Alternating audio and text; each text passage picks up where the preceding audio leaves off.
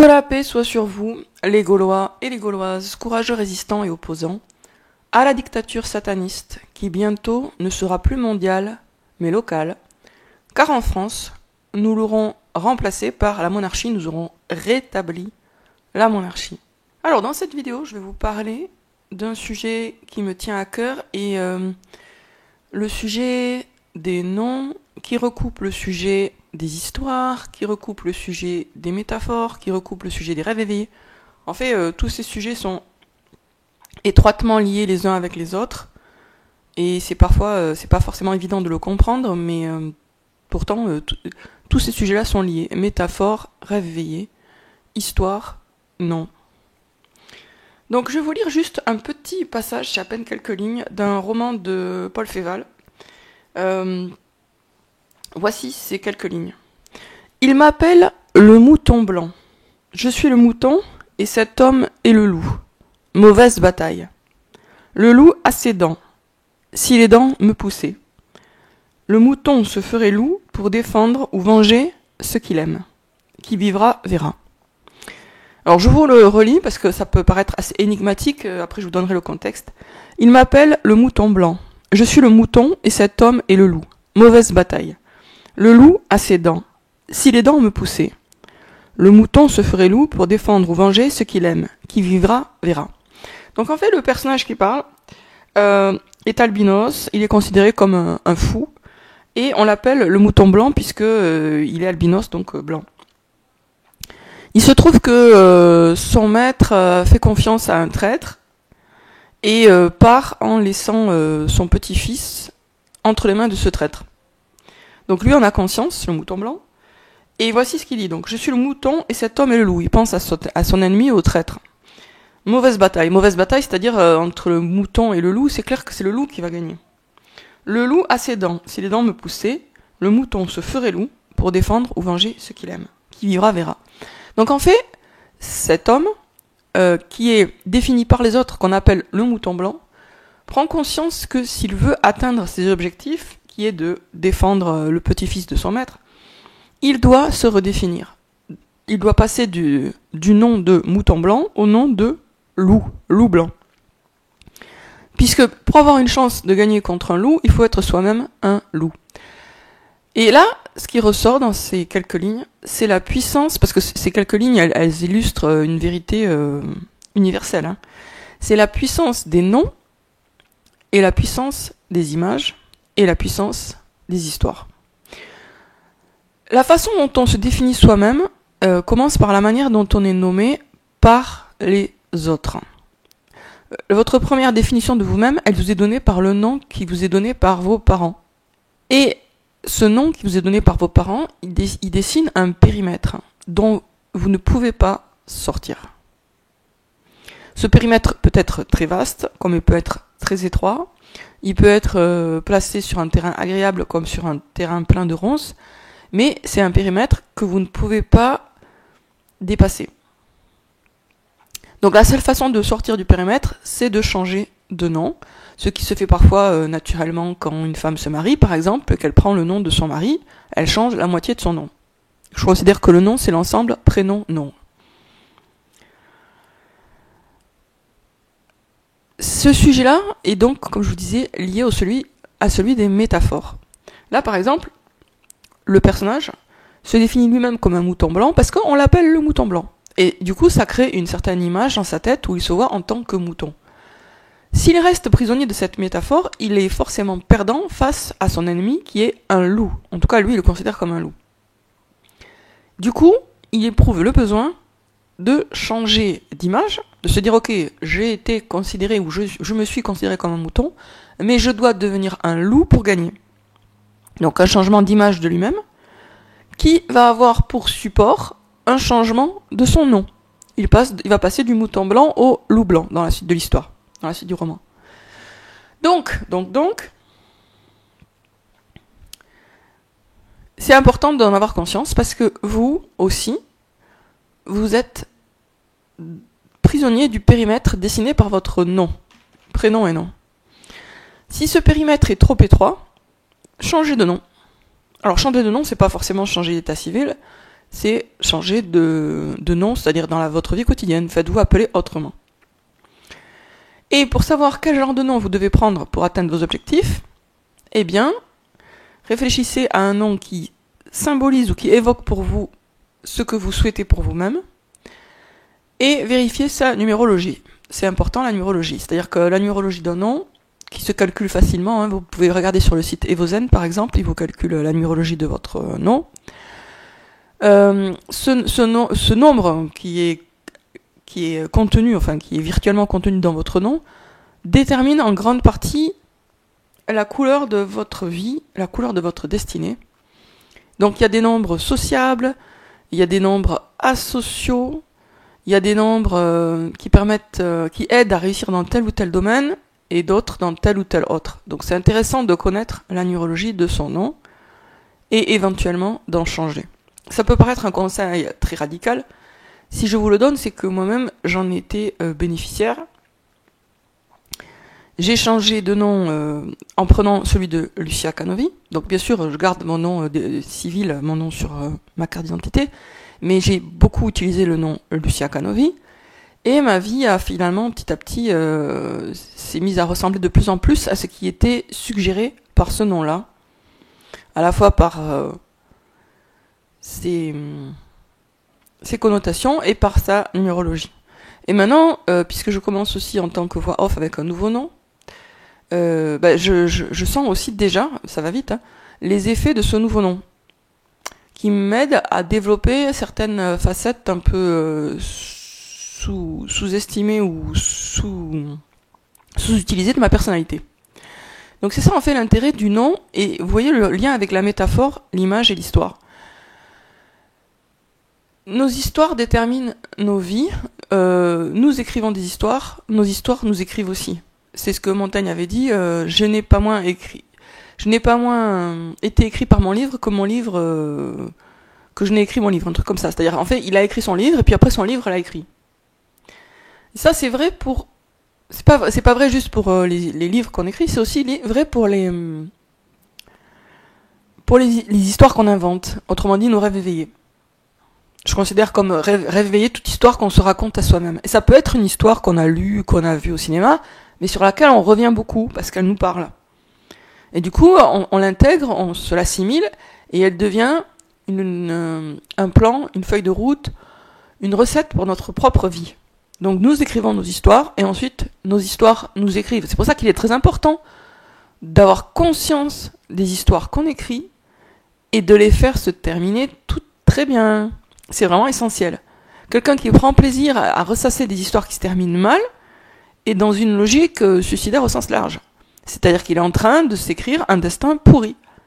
On ne doit s'attarder que sur des histoires qui se terminent bien. Et si elles se terminent mal, on doit les réécrire pour qu'elles se terminent bien. Et là, après, on peut s'attarder sur la version réécrite.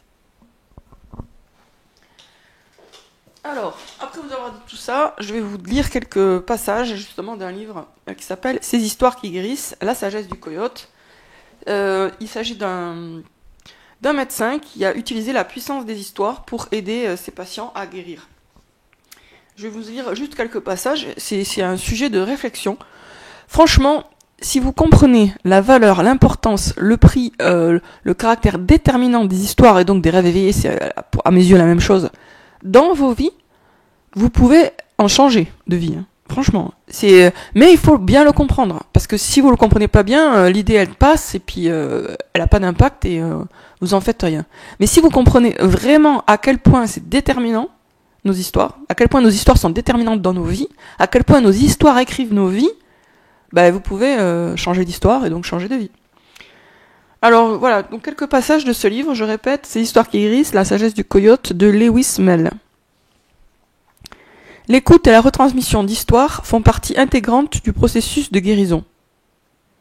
Le fait d'entendre des récits de retour à la santé, de la bouche de gens qui nous ressemblent, nous pousse à croire en la possibilité de notre propre rétablissement.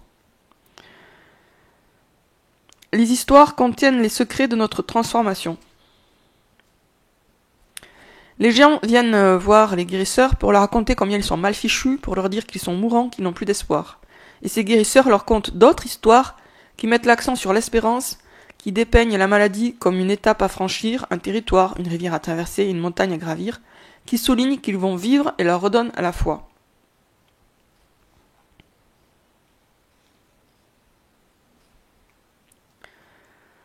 L'écoute de cette surenchère d'histoires de guérison et de mieux-être, oui, capte l'attention du malade et redonne peu à peu sa certitude qu'il va rester malade ou mourir, au profit de la possibilité qu'il puisse guérir et recouvrer la santé.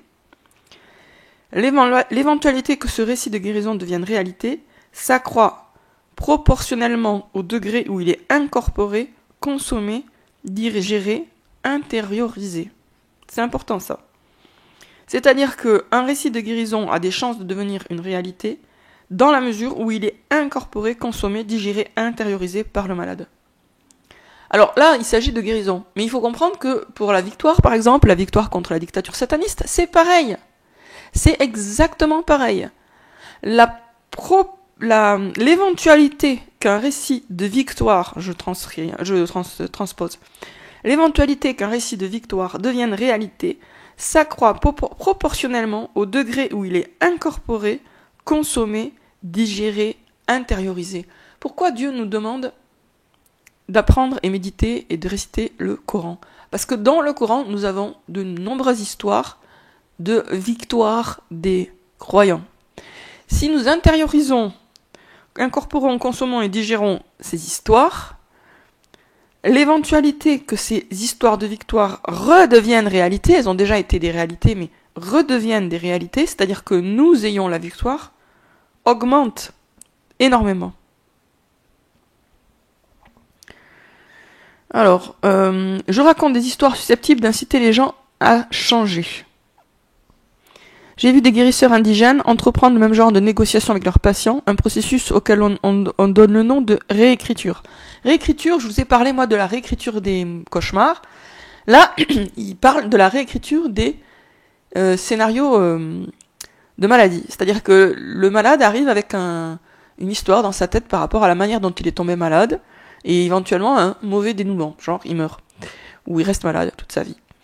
Et le guérisseur va l'aider finalement à réécrire ces scénarios-là pour qu'ils se terminent très très bien. Est-ce que vous voyez, j'espère que vous voyez là le point commun entre histoire qui guérit, rêve éveillé qui se termine bien, et victoire future des croyants. Je ne sais pas si vous voyez le point commun, mais il y en a un. Tout ça, c'est vraiment le même sujet en réalité, pris sous différentes facettes et appliqué dans différents domaines, mais c'est le même sujet. Les histoires que nous racontons sur notre maladie sont des actes qui influencent le monde, avec pour conséquence de confirmer notre façon de voir les choses. Les histoires que nous racontons sont des actes qui influencent le monde. Ça, c'est important de le comprendre. C'est pour ça que je vous raconte mes rêves éveillés.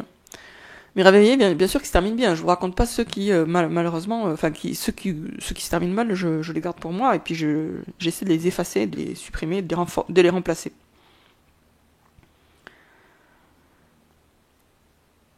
Ce monde change sitôt qu'on contamine, entre guillemets, ces histoires par des scénarios alternatifs proposant d'autres façons d'interpréter et agencer les mêmes expériences pour aboutir à un autre résultat, la guérison, la santé et le bien-être spirituel.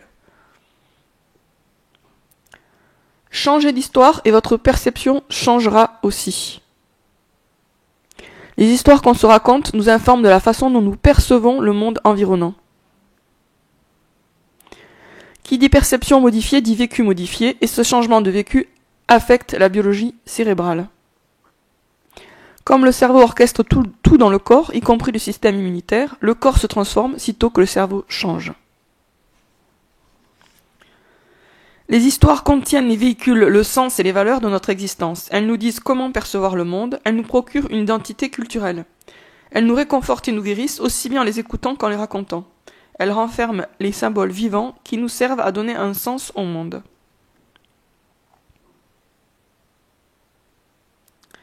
Les récits que nous faisons, les légendes avec lesquelles nous avons grandi et les histoires qui nous inspirent servent de modèle à notre façon de concevoir le monde et de nous appréhender nous-mêmes. Nous sommes nos histoires, nous les vivons comme elles nous vivent. Nous sommes nos histoires, nous les vivons comme elles nous vivent. Les récits et légendes contiennent les secrets cachés de la transformation, les formules alchimiques pour changer le plomb en or. Pour peu qu'on entende assez d'histoires relatant des changements profonds, on se surprend à se transformer soi-même. S'il est impossible de décréter une transformation, on peut cependant créer un environnement enrichi qui la rende plus probable.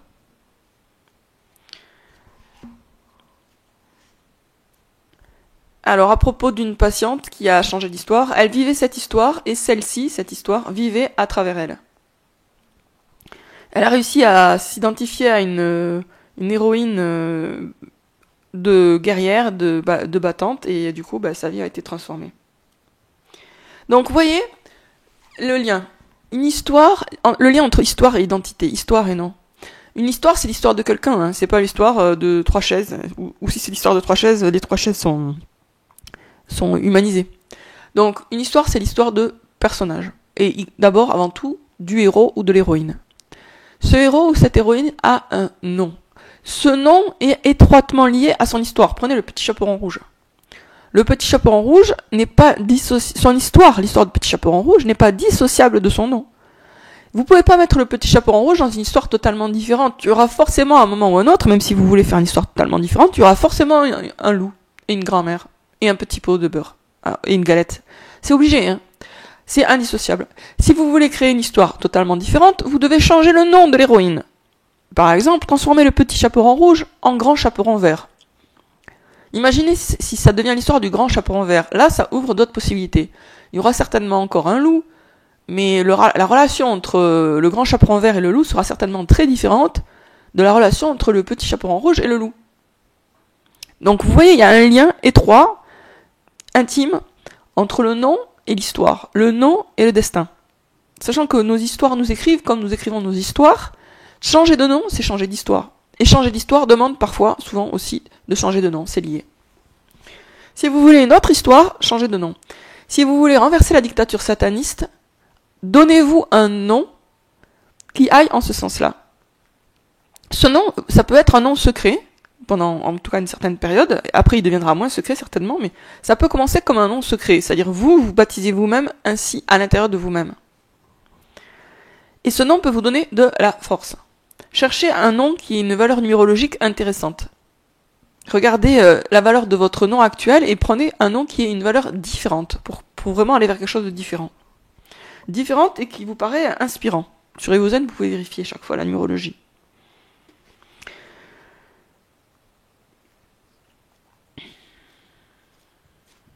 Voilà, bon, j'en resterai à ça. En fait, je répète toujours la même chose, mais c'est des sujets tellement essentiels et tellement mal connus et qui demandent tellement de temps et de pratique et d'expérience pour être vraiment intégrés que c'est totalement justifié d'insister. Voyez comment, j'en ai déjà parlé dans une précédente vidéo, mais voyez comment, dans mon cas, il y a des scénarios que j'ai écrits il y a déjà des années et qui se réalisent maintenant. C'est-à-dire, pour dire que les choses ne sont pas immédiates non plus. Ça prend du temps. Un rêve, ou une histoire, ou un nouveau nom, les trois sont liés, c'est une graine de réalité. Mais la graine, pour qu'elle pousse, dans la réalité, dans le monde concret, ça prend du temps. Vous plantez la graine, elle va pousser quand ? Plus tard. Elle va sortir de terre sous la forme d'une plante. Plus tard, peut-être des semaines, peut-être même des mois plus tard. De la même façon, quand vous plantez dans votre esprit un rêve, une graine de réalité, ça prend du temps. Moi, j'ai commencé à imaginer que j'allais perdre vraiment beaucoup de poids en 2017 ou 2018. Donc ça fait quand même une belle lurette. C'est que maintenant que je l'ai perdu. Et c'est pas fini. C'est-à-dire, j'ai pas terminé. Donc, il y a un décalage qui est naturel et inévitable et qui est normal. L'idée, c'est que il ne faut pas se décourager. Pour ne pas se décourager, il faut avoir conscience que toutes les personnes qui ont réussi quelque chose d'ambitieux l'ont beaucoup et longuement et fortement et répétitivement imaginé avant. Et elles se sont vues dans le rôle star de l'histoire qu'elles imaginaient. Inversement, quand quelqu'un, par exemple, me dit « Oh, les croyants ne gagneront jamais contre les satanistes, une mouche ne peut pas triompher d'un lion. » Là, il révèle que dans son imaginaire, lui, il n'est qu'une mouche. Bien sûr que la personne qui se voit elle-même comme une mouche ne peut strictement rien faire à part bzzz, et voler en zigzag dans une pièce. Hein. Qu'est-ce que fait une mouche? À part bzzz, et voilà, se promener. Rien de rien. Donc, cette personne-là, si elle voulait sortir de son impuissance, elle aurait besoin avant tout de changer de nom à ses propres yeux, de changer d'image et de se dire ok, on m'a défini par exemple comme une mouche ou comme rien du tout, mais il est temps que je change, comme le héros du roman là dont je vous disais, enfin le personnage là, qui passe de mouton blanc à loup blanc. Pourquoi? Parce qu'il a un objectif, c'est cet objectif qui lui permet de se redéfinir. À vous de savoir ce que vous voulez vraiment et ensuite de changer d'identité en changeant de nom, y compris en changeant de nom si c'est nécessaire, pour l'atteindre. Et si vous n'avez pas d'objectif, à vous de vous libérer votre imagination, de faire des rêves éveillés pour arriver au stade où vous en avez des objectifs. Parce que un objectif n'est pas quelque chose qu'on va chercher dans les rayons d'un supermarché de façon froidement rationnelle en comparant comme ça. Un objectif, c'est quelque chose qui vient de l'intérieur. Vos objectifs sont en vous, mais vous pouvez très bien ne pas en avoir conscience. C'est comme des trésors, mais enterrés et pour l'instant peut-être inaccessibles. Mais c'est à vous de déterrer en vous-même vos objectifs, qui sont des trésors, pour ensuite les connaître, les imaginer une nouvelle histoire et ensuite marcher vers la réalisation de vos rêves. Y compris, j'espère, y compris certainement, puisque vous suivez cette chaîne, y compris la suppression de la dictature sataniste. On doit dépasser l'opposition traditionnelle entre le politique et le développement personnel. La politique, les objectifs politiques et les objectifs de développement personnel.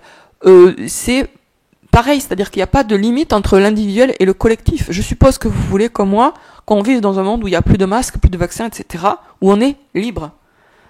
Ça, c'est un objectif qui est à la fois totalement personnel et totalement collectif, hein, parce que on pourra pas être libre tout seul dans notre coin, on doit être libre tous ensemble, et donc pour ça, on doit changer les règles du jeu. On doit leur reprendre le pouvoir. Ce qu'on fera quand on sera assez nombreux à avoir une imagination libérée et à rêver grand. Rêver grand pour nous et pour les autres, pour la France, d'une façon générale. Sur ce, je vous dis à très bientôt, les amis, pour une prochaine vidéo.